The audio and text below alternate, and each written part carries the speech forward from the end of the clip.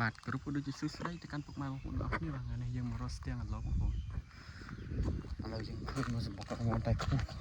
គេឡារួយចឹងណាគេដាក់ដល់បងម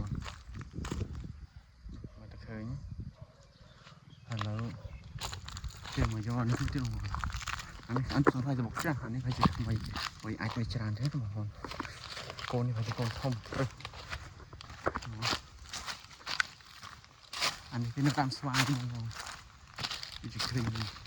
ញមានកូនបងប្អូននេះបងប្អូននេះបងប្អូនសល់ព្រុសនេះបងប្អូន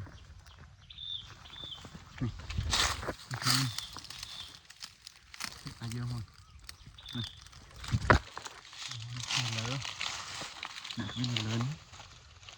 បងប្អូនឥឡូវយើងឡើងទៅយកទាំងអស់គ្នាបង